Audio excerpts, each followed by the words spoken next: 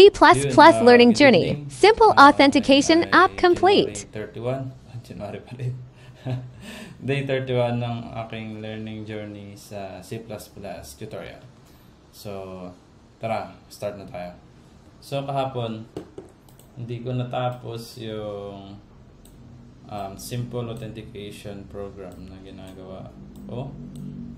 May mga kasi gusto ko pa ilagay sa files.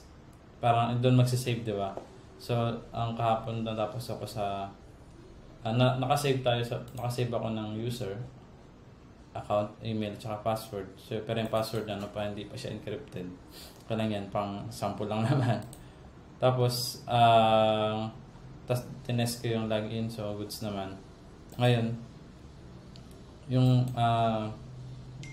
registration